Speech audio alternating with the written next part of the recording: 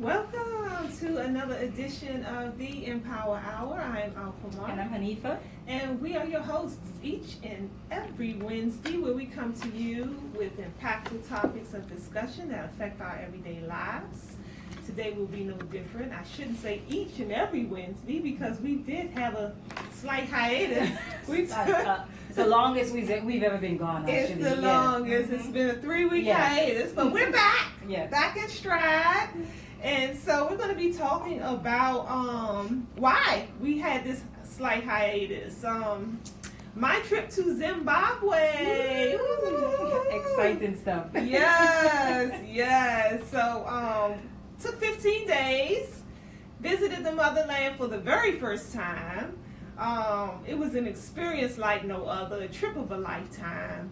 And yes, I came back with all kind of stories and pictures, and I just want to share. Right. So Hanifah thought it was a good idea that we did this show today. I was like, okay.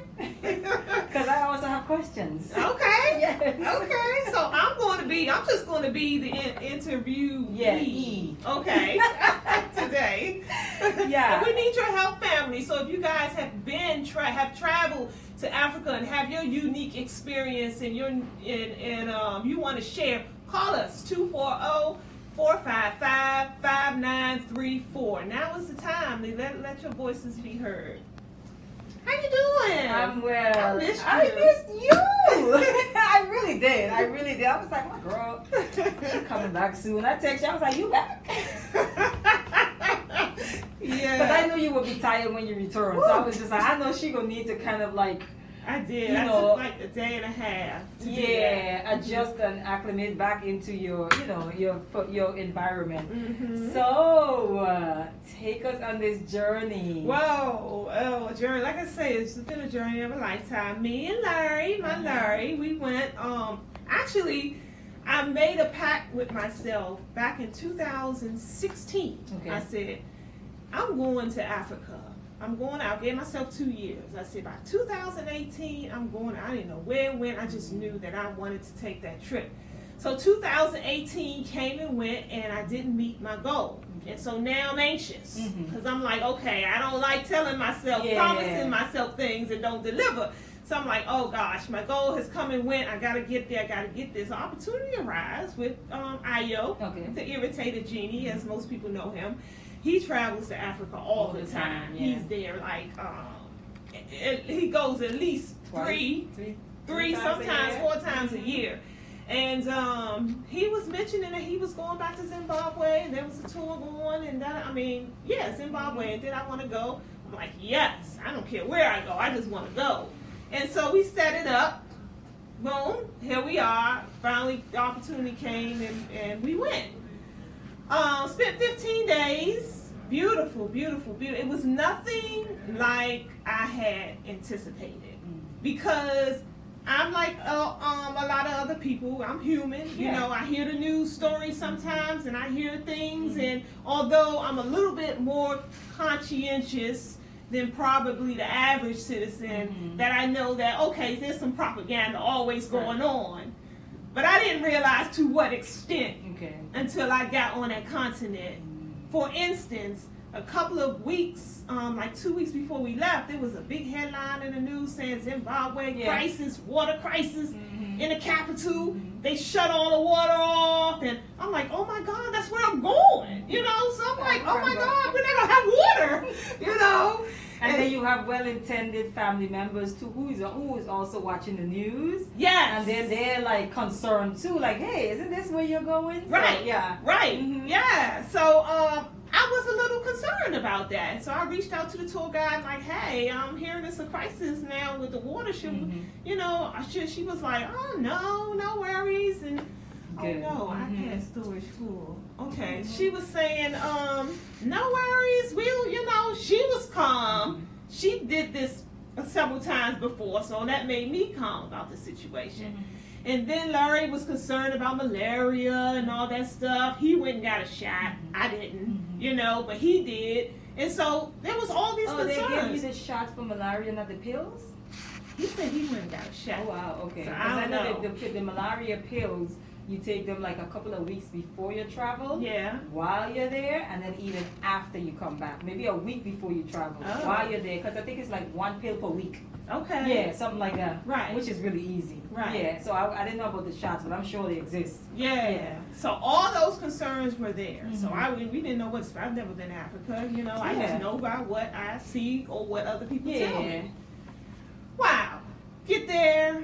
You know, it's like any other city in the States. Okay, so let's back up for 1 minute. So you Okay. get there, right? So you're traveling on this plane. Mhm. How many hours? Ooh. How many hours? Because I need Yeah. the people to know, those who are planning to go. Yeah. How many hours were you on that plane? Now, to be frank and honest, family, it's 16 with if you take away the 6-hour time zone Okay. thing. Okay. So it's 16 hours, but if you add that, it's what, 22. So the time difference is 6 hours. Right. Got you. Zimbabwe is 6 hours ahead of us. Mhm. Right. Okay. So it's 22 if you factor that in. Okay. 16 straight if you don't.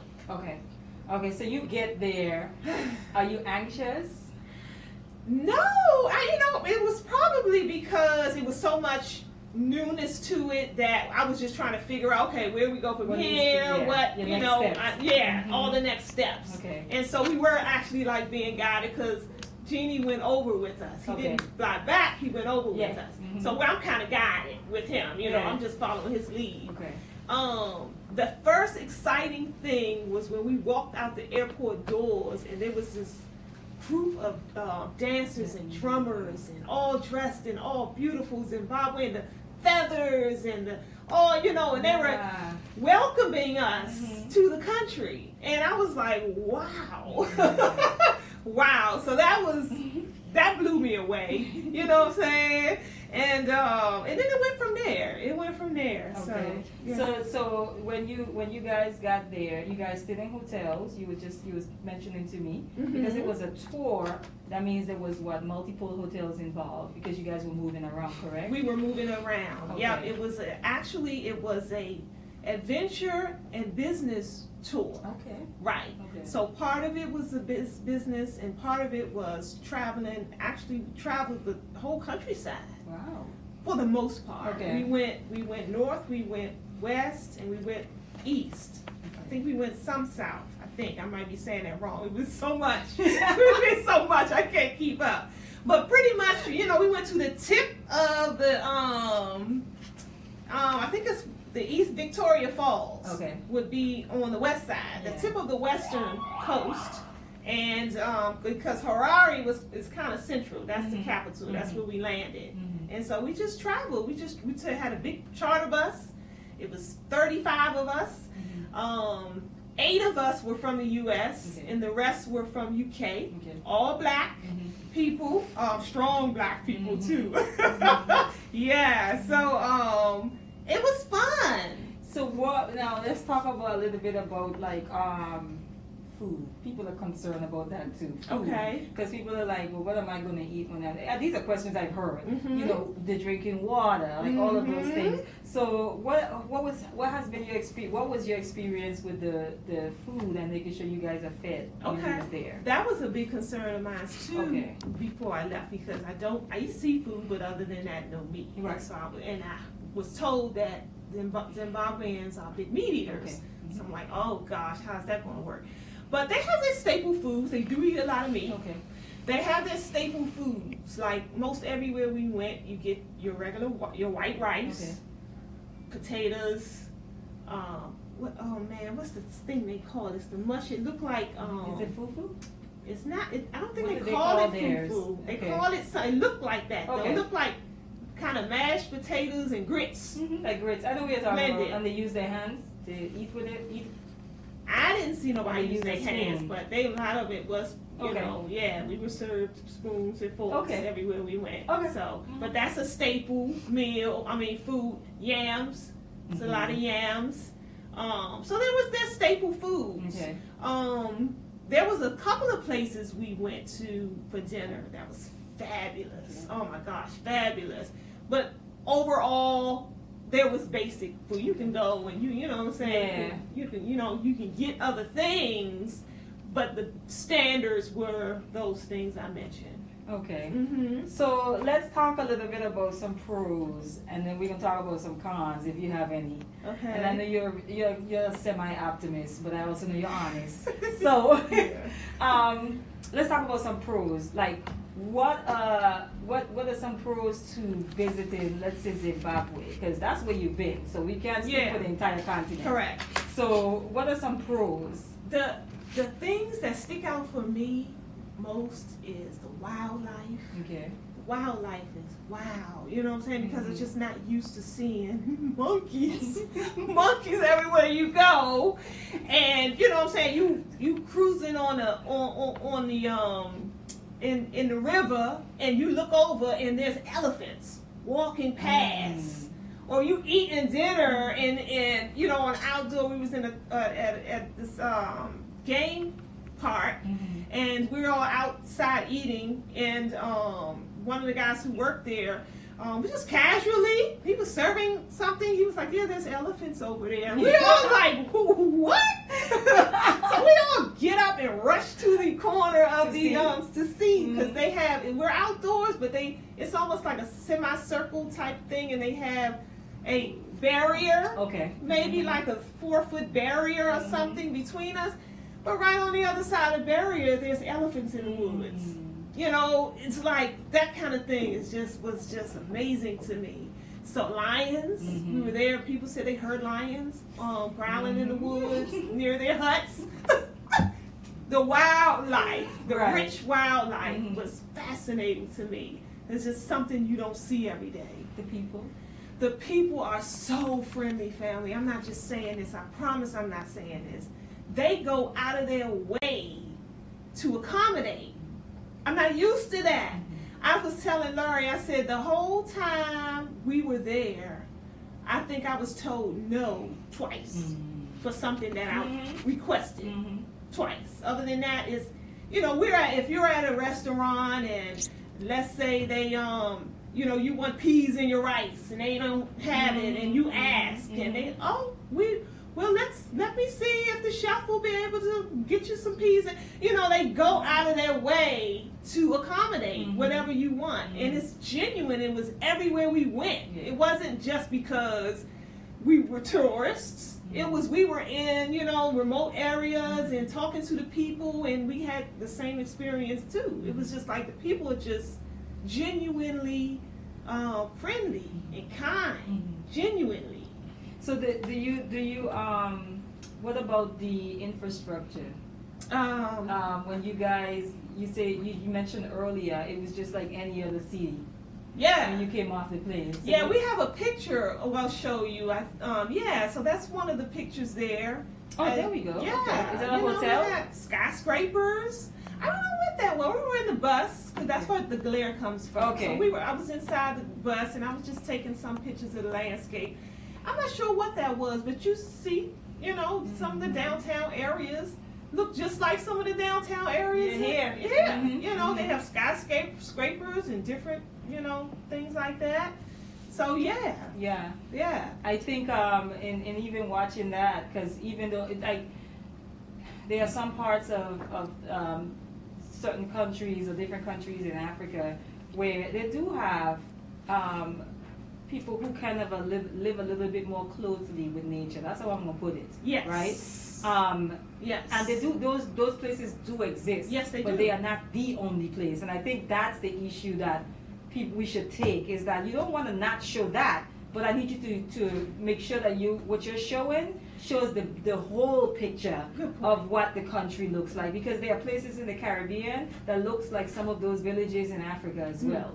You know what I mean? And there's places in California, Skid Row, where you can go and and see folks sleeping on the streets and things like that. Right, and it's not even just sleeping on the street. I'm talking about where people live in like home. We say shanties, we call them shanties, right? Yeah. So it's like a little small hut, and they have their galvanized roof or whatever. There's so many places in the countryside of some islands in the Caribbean that look exactly like that. The only thing I would say with America, I haven't really seen a lot of that. Now, there are places in America like that are poor, where it looks very similar. Absolutely. You get what I'm saying? That's my point. Yeah. But it's like we like this, not the American media likes to show, you know, flies in the eyes of the babies. And I used to watch those things when I used to be spanning the TV. And because that's what they focus on. Right. Yeah. And that's what you think, and we don't understand that that is deliberate. And so when it's time to vacation,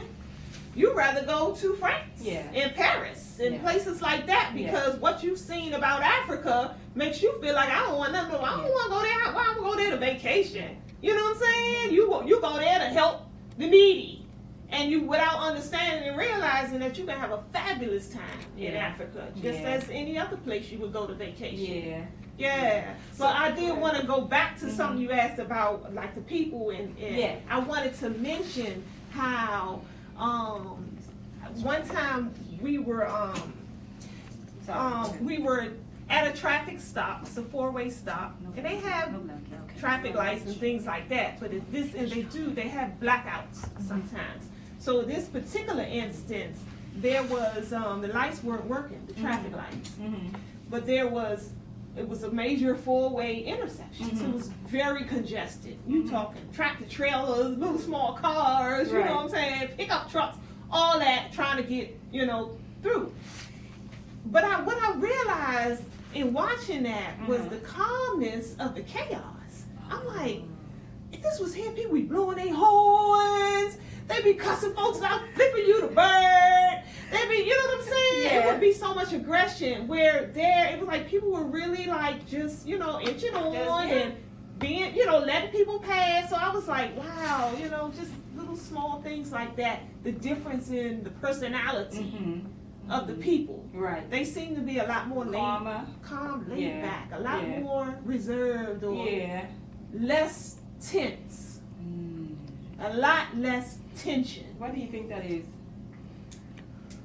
I think it's the hustle and bustle of a capitalistic society, and what comes along with all that. You know, I really think that has a lot to do with it. So, that's my theory. You know, versus you know, Zimbabwe, it's a capitalistic state too, but they a lot of how they live is so traditional. Any other ways here? Any other like pros? The pros, I think the main pros, like I said, is the people, the generosity of the people, the richness of the land. You know what I'm saying? How everything was so fertile. You know, wherever you go, there was farmland, and you know, people farming, or people, you know, building and things like that. So that I found interesting. I think for me, the major benefits for me was just like being there.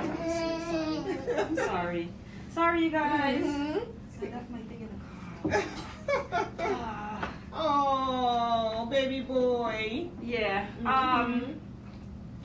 So any cons? The major cons that the kind of shadow that shadows over the the country is the sanctions.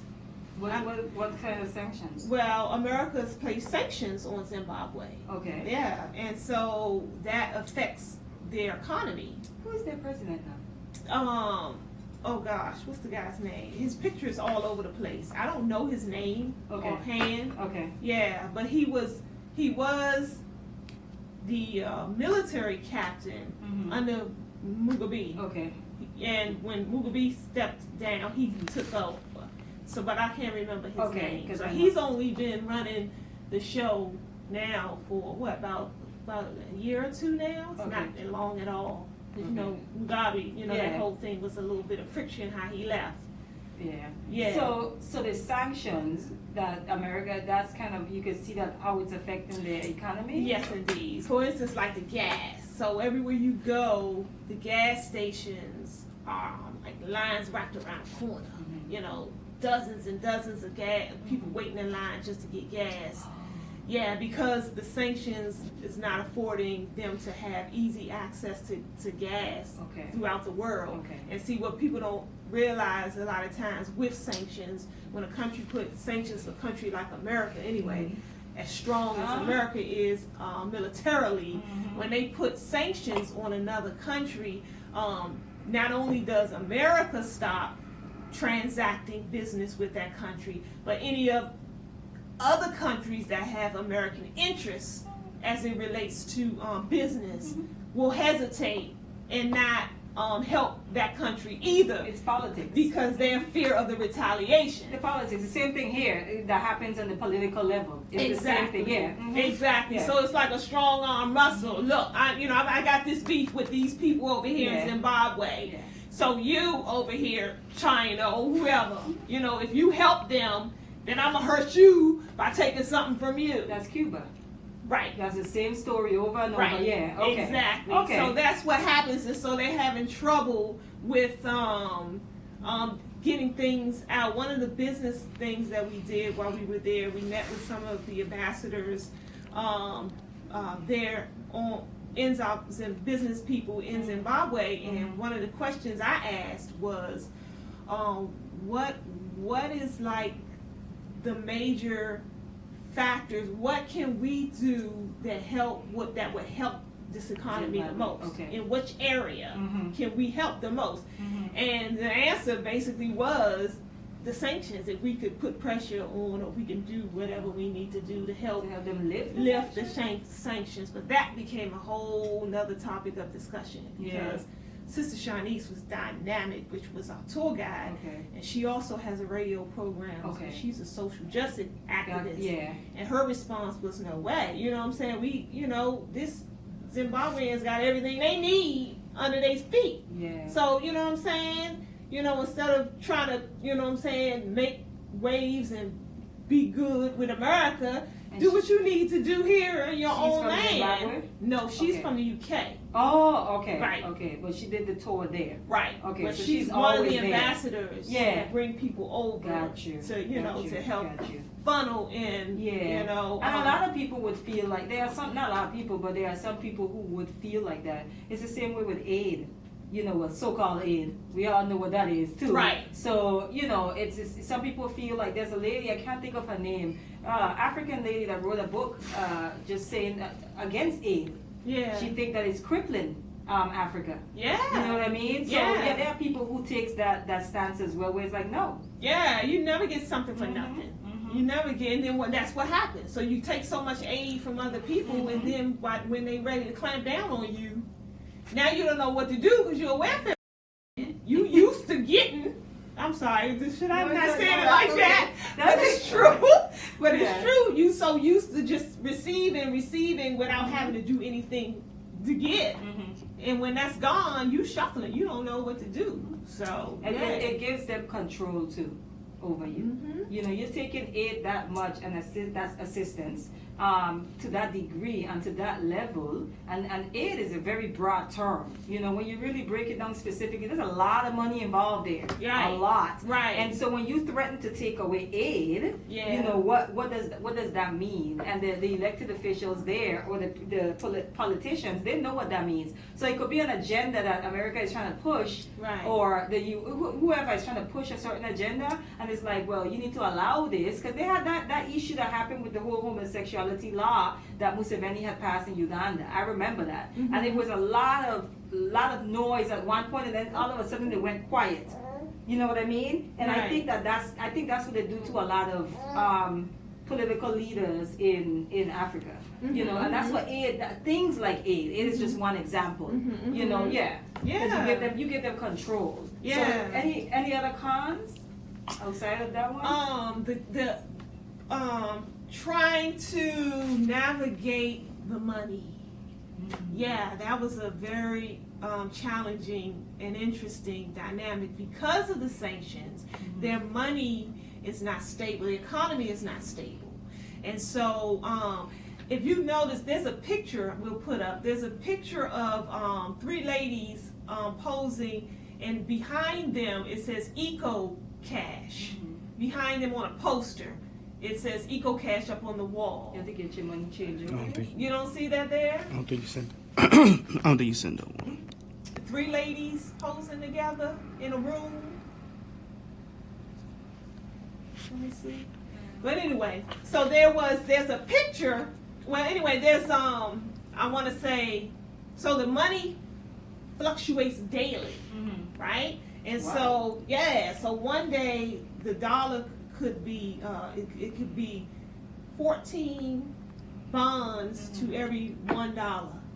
The next day it could be 12 bonds to every $1. So it fluctuates daily. I'm not sure. I'm not an economist, so I'm not sure exactly why it does that. So they don't deal with a lot of paper money. Okay. A lot of them have these things called eco cards where they, when they get paid or whatever, they put the money on the card and they transact that way because the fluctuation is easier to maintain electronically.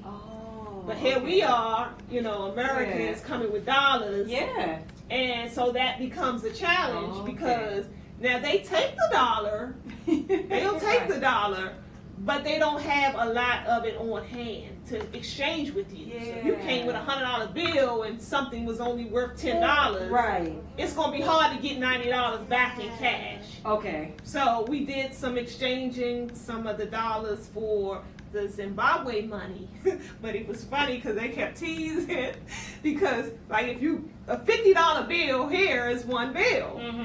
Well, if you change it in Zimbabwean money, you're gonna have a stack like this, and it's only $50. Right? So the brothers walking around with all these stacks. They was like, "What is this? People gonna think I'm balling. You're rich, right? Exactly. People gonna think I'm balling. I ain't got but $100 in my pocket." So that was an interesting dynamic. Right. Yeah, right. trying to navigate, and it got challenging sometimes because those of us who weren't aware, there were some of us from America who wasn't like me. But they ran out of money, but they had their card. They can use the ATM, but they don't take the ATM. Only a few places take the Visa. Wow. So long story short, if you're looking to travel to Zimbabwe in particular, I would recommend you bring your dollars, but your $50, $100 bills, even the $20 bills, really don't leave them home. Come with small bills, 1s, 5s, 10s. That's easier to transact with than the larger bills. So this idea that Africans don't like African Americans.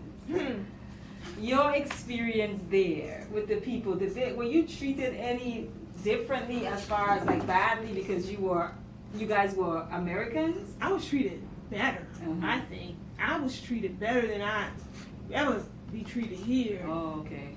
I don't know if it was because I was American or you know what I'm saying, but no, I didn't see any hostility at all. We didn't get any of that at all. If anything, they went out of their way to accommodate you guys. Yeah. And make sure they leave a good impression too. Right. Yeah. Right. Yeah. I felt so good. The last day we were there, and we were sitting there at the hotel in the hotel lobby waiting for a ride to come to take us to the airport.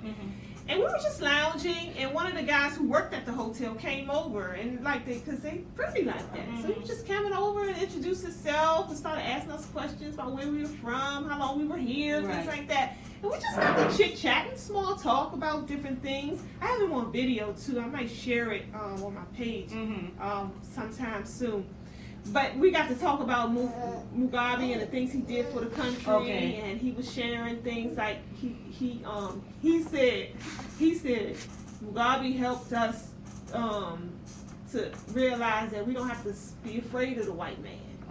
He said we're not afraid of the white man like a lot of other countries in Africa is, and bow to their whim and things, because Mugabe was such a strong leader in that way. You know what I'm saying? He stood up to the mighty force, and so that allowed the people to feel encouraged and courageous too. And so we were talking about that. But before he left us, he said, "This is your home." He said, "You're not supposed to be over there." He said, "Zimbabwe is your home." You know, he said, so when y'all come back soon. It just made me feel so good. You know what I'm saying? Then to hear people say they don't like us over there. Come on, fam, we're family. Right. We're family. Yeah. So of course, we were talking like before on air. Yeah. He was saying, of course, you know, there are instances. Yeah. Where I don't know if you want to share that. How you were saying how there's instances of people from the continent who come here. Oh yes. Yeah. I mean, that's what I was saying. I don't want to minimize people's experiences because there are some Africans who have come to America. I have not heard anyone said anyone that have traveled to Africa have not had the experience there. The experience a lot of people are talking about are people who come to America, and let's say their children now is first generation Americans. You know, you've heard so many stories from the African children themselves, where their parents was like, you do not marry an African American man. You do not, you know what I'm saying? Some of them you see people, I've seen situations like that to where then the daughter marries a white guy. And they're fine with that. Everybody celebrating and they're so eager to teach them their culture, but you can say you don't bring an African American man in this house. It's a real thing, you know, where the parents are, you know, they don't want their children hanging out with African Americans, or they have this prejudice, a prejudgment as far as Black Americans are concerned. You know, I've been in situations with Africans where I've been treated different simply because I'm from the Caribbean and I have an accent. Because the first thing is like, you have an accent, where you from? And so I've been in environments with them where things have been said and I had to check it. And the response to me is, well, you're different. You know what I mean? So yes, it's a real thing that people do experience. I think it's a bit exaggerated. Yes. However, there's also, that can be said for the other side too, where there are African Americans who do not like African people. That's real. You know what I mean? Yeah, of course. So it's on both sides. It's just for us to figure out how to think that gap, or you know, not to allow it to be exploited or to used against us, because that's what people do. People find something that's a weakness, and they use it. And so because of that, I think we were talking about the movement, the ADOS movement. You have people in that's a part of that movement, but you could tell that they're hurt. You can tell that they're hurt just by what they're saying. You know what I mean? So it's be careful, because the enemy would use that against us. To widen the gap. So, you know, here we are attempting to get closer to become stronger and a more unified force, and we're feeding off of these nitpicking things like Africans don't like us. And they, you know what I'm saying? That widens the gap. That doesn't benefit us at all. So I think when we discuss it, we have to be very wise in how we talk about it. It has to be from the angle of how do we fix this versus this is what's wrong, we don't get along. You know what I mean? So that conversation even that we have around it, we need to change the narrative. I agree with that. Family, if you're just tuning in, this is the Empower Hour with myself, Alqamar and Hanifah, in the guy seat today. This is Hanifah's a newer mom. He's not that new anymore. He is now about to be 9 months. Yes, and we're a village around here, so we don't believe in, you know what I'm saying, stopping the show because the baby, you know, bring the baby on and let it roll. So give it some milk. So what you can do is you can go through the pictures. Yes. So I'm going to go through some pictures. If you guys want to see these pictures, you can go on to eLife Media Group. And okay, so before we take this picture roll call, we do have a caller chiming in. So we're going to have them come on up and give us a talk. Caller, are you there? Caller?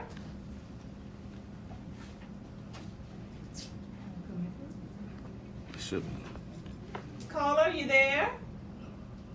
Okay, so in the meantime, we're going to try to get that caller back on the line with us. If you wanted to call us, family, the number is 240-455-5934. There. The call us here. All right. So in the meantime, what we're going to do, I have some photographs I wanted to share with you guys. Again, if you're on this Facebook stream, you won't be able to see them, but you can see them if you go onto the eLife Media Group Facebook page. That's eLife Media Group. Caller, are you there? Yes. Caller? Okay, we hear some background noise, Yes, but we sir. don't. Okay, we was going to have. You can hang that up. I'm not sure. They probably been holding and not realizing that they're on air. Okay, you can get the pictures going for us.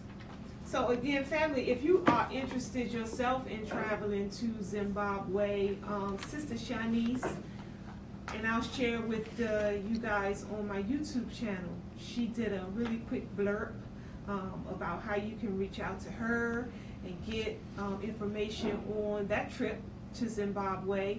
So just check out our YouTube channel under Miss Free the People to get more information on that. What I'll do is I'll be sure to take a link, copy a link down onto the YouTube channel as well when we upload this video. But here, this picture in particular is a picture of the African sunset. It's a beautiful picture. The brother, I didn't snap these photos, this particular one, but the brother Amos, he was a young brother from this area. He was on a trip with us, and he had this beautiful camera, this very expensive camera. He took all these beautiful pictures. This particular picture, actually, when I got home and he sent them out to us, and I was flipping through them, I actually teared up looking at this picture of the sunset in Africa. It's an interesting dynamic being on a whole different continent and how the sun hits your body differently. Like for instance, water, a lot.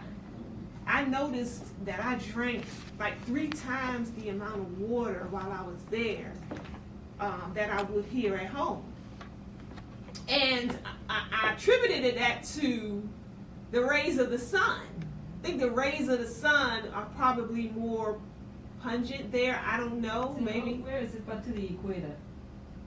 Yeah, Africa is closer to the equator than we are here. There are certain parts in Africa that's a little closer to. Like, where's Zimbabwe? Zimbabwe is like, yeah. Okay. Yeah, okay. more southern. Yeah. Okay. But anyway, I found that interesting. But the sun in itself is just, you know, being the life force of the earth and being the original, being on the original planet where life originated, and you know, being somewhere where the sun, you know, is so prevalent to who we are as melanated people. You know, all that, you know, that sun is a mighty force. And for some reason, I was just very moved by seeing that picture of the sunset. Beautiful picture too. Shout out to Amos who taking those beautiful pictures. Do we have the call? We have a caller? Yeah. Let's see if we can get the caller up. Caller, are you there? Caller? Hello, can you hear us? I don't know what's going on. We can hear them, but I don't think they can hear us. Do it again. Try it again. Hello, caller? Caller, hello, how you doing? Oh, there we go. There we go. Hello. Who are we talking How you to? doing, Queen? I'm doing well. Who is it? Yeah, I'm in a bed, Calvin. Who are we talking to? Calvin Bennett, Calvin Bennett. Where are you calling from? South Carolina. South Carolina. Calvin. What you got on your mind? That's it. Yeah, I just want to say thank y'all for telling us how people treat us when we get there. Yeah, like we get this misconception that, like you said, they don't like us all that, and you just debunked all that. So that's very important, because then we can probably get some people to want to go to Africa. Yeah. And there's many of the brothers and sisters that fit themselves there, because I want to go this year sometime, and that's just it, you know. I feel I have to go, you know. Yeah. Other people need to feel the same way. Yeah. I agree with that. We definitely need to be unified as a people, you know. Absolutely. And then once I believe what happened is it will liberate us to realize the potential of us.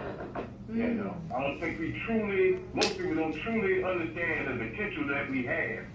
when we're able to unify with our homeland, we can do the same trading that the Europeans have been doing for the entire So I was going to ask you. Yep. We are the 8th strongest economy on earth. Africans in America. You know, imagine what we can do collectively if we came together with our dollars with the people, our African brothers and sisters on the continent. You know? Exactly. You got China, you already had America, you already had Britain there, you already had all those other European countries there. Now you got China in there, and now I hear Russia is trying to make moves to get up in there. Yeah. So, and once they get in there, they're coming there to take it over. Absolutely. Now, and there's another thing to my brothers and sisters there. Y'all need to be wary of the enemy when they come, because they're coming to take over Africa even more so than, you know, the economics that they and the resources that they control right now as we speak. Yeah. I thank you so much. We appreciate you calling and giving us some of those points. You went over there, so thank you. Yeah. Okay, brother. Appreciate you calling. Again, family, the number is 240-455-5934. Yeah, he mentioned the stereotypes, debunking the stereotypes. That was one of my main missions. I mean, if you guys follow me on Facebook, you know that the whole time I was there, I was just sharing videos, pictures, stories of things that was going on there that we don't see, because I understand that we don't see these depictions in the news, and that frightens us from wanting to go. And so, but we need to be more inclusive when it comes to our dollars traveling, our traveling dollars. Why do we leave Africa out of that pool of money when it's so much beauty on that continent? It's fabulous. Ghana's doing a year return. Yeah, it's a big thing. It's a big wave right now of a lot of us going back home. Yeah, and that's a beautiful thing. That's a beautiful thing. So Ghana's year return, this was the 400th year centennial of the first slaves leaving the African shores. Okay, that's what it is. Right. Okay. And so now they're asking for us to return back home. A lot of people are going. And Celebrities, a lot of celebrities too. A lot of celebrities, which is good, because that will galvanize more people. The celebrity clan will galvanize more of the people who follow them to want to go as well. This is a picture of me holding the tusk of a full-blown elephant out on the plains. And the beauty of this to me is, if you can take a look at all the behind the elephant, all as far as the eye can see, from 4 north, west, south, and east in this picture is land. We are in their territory. They not crammed up in those zoos where they could, you know what I'm saying, they got 20 spaces to walk back and forth. Right. We came to their place, their habitat, to visit them. And I think there's something like very civilized about that.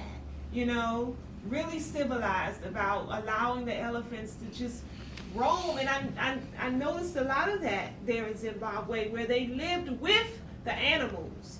They weren't contained. Even the people who own the cows and the goats and the chickens and things like that, they were able to roam. You know what I'm saying? They were free to roam and do those things. They weren't chained up. They didn't have them all in, you know, small little cattle and things like that. So, yeah, that was a beautiful thing to see. You know, that it's a mutual respect, I think, between, you know, wildlife and people in Zimbabwe. What other pictures we got? Let's see. So yeah, that elephant was it was a little scary, but you know. Is that Victoria Falls? Victoria Falls, which is, a lot of the locals who are conscientious don't like that name. Okay. Because that was the name that they gave it because of the rulership when the Cecil Rhodes and them came over to colonize the land. Okay. They were under the Victoria rule. Okay. And so they named the falls Victoria Falls after they conquered the land. Yeah. And so a lot of the natives don't like that name. Mugabe gave it another name, but forgive me, family, I can't remember it offhand. It's an African name. Okay. It means the waters that thunder or something to that effect. Something to that effect. That's the name In of their language. Mugabe gave it. In their language. In their language. Okay. So, but you know, for English sake, speaking sake, they call it Victoria Falls. Okay. And that rainbow was actually there. That's not like, you know what I'm saying? You know, nothing inputted on the photograph and all that kind of stuff. Beautiful. Yeah, it was beautiful. And the water, when you hear it, you know, just being so close and hearing the sounds and all that stuff, it's beautiful, beautiful, beautiful. So yeah, that was another highlight of our trip. And that was Larry, by the way, in the picture. There's Irritated Genie, Io, on top of the world. So he climbed this rock, and if you guys could see, this was he was climbing all kind of rocks while we were there. We visited a couple of different places because a lot. You see the rock. There's another picture I'll show you with a rock formation. With rocks stacked on top of each other. Yeah, this picture here. Oh, okay. So everywhere you go, there's rocks formations like that. Oh, okay. They've been around for thousands of years. And right. It's similar to like the pyramids, where the people, there's no like clear concrete explanation as to how they did that. Okay. But they would just stack rocks 5, 6, 7, 10 stories high. And you know what I'm saying? And nobody understood how they was able to even do that. Mm-hmm. So it's a mystery in and of itself. The word Zimbabwe means the land of rock or great rock or something to that effect. Yes. Yes. So but going back to the picture of the Irritated Genie on top of that rock, we were doing a lot of hiking, family. So if you want to go on this tour with Sister Shanice, which I highly recommend, make sure you bring your comfortable hiking shoes, because you know it ain't a whole lot of lounging around. You get to do that too, but it's an adventure tour. So you do a lot of climbing mountains, going down in caves, and you know things like that. And this was one of those instances where we climbed up to the top of a mountain, and yeah, you can see the whole, you know, a lot of the countryside from where he stood. But I wanted to share, one of the locals, the tour guide, was telling us that that's what all the warriors did. Oh, yeah? He was like, all the warriors back in the day, that's what they did. They climbed to the top of the mountains, and that was one of the things that kind of their security thing, that they would look out. And so when Jeannie was doing that, it was like, well, that fit right in. He fit right in with the warriors. Yep. Yeah. Let me see if we have any other pictures I can share with you guys. This photograph here, we're all inside, it's one of the mountains where we climbed, but on the top of the mountain, then there were caves, a cave-like structure. So in this cave goes deep. We were sitting like right under the outside, but they explained that this is where the shamans and the spiritual guides and leaders would come. They would climb. I wish I had a picture. The stairway is very narrow going up. You go all the way up into the mountains. And then when you get there, there's this cave that they would sit in, and they would go there to meditate for days. They would stay there for days and meditate or what have you, you know what I'm saying? So they call it the Cave of Kings. So that's where all the leaders and stuff would go, and you know, to pay homage to the Creator and things like that. Yeah, it was a beautiful experience. Let me see if we have any others. This is the people I was telling you, the troupe, the dance troupe at the airport. At the airport, when we first got off of the airport, they were there in all their native garb and drumming, and you know, it just reminds me of how, you know, we still do all the drumming here in a lot of our music and stuff, and the connection that we have to the people. I'm look at the feathers on their hats, and reminds you of the Native Indian tribes, right? Yeah, you know how a lot of us are like teaching now how a lot of us were originally indigenous to this land. So all of us didn't come over on the ships. There was some indigenous, and see the connection to the drum, you know, with the native people here and the feathers and things like that. So yeah, you know, when you stop to think about it, we're all one people. We're all one people. What else you got? Any other pictures? Yeah, no? Okay. So family, so anybody else want to call 240-455-5934. There was a lot of pictures that I had, but of course we can't show you all of them. Again, just to recap. So Zimbabwe needs us, family. They can use our dollars. Again, America's put sanctions on the country, and they're not that they're like over there starving and things, you know what I'm saying? But you know, it could be a lot more relief for them if we decided to go and spend some of our money there with a lot of the natives versus going to a lot of these European nations who are already rich as cream.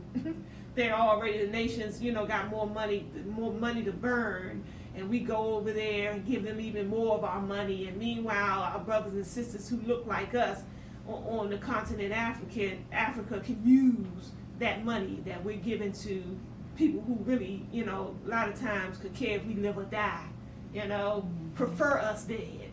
So my main goal and mission is to come back with the information and encourage more of us out there to go to Africa. The feeling is like no other. I know what people mean now when they say you feel like you're going home. It really feels like a sabbatical. You really feel like you at home. I felt more at home there than I do here, no doubt. Yeah, I really did. That's the God honest truth. Yeah, so go, because the experience is like no other.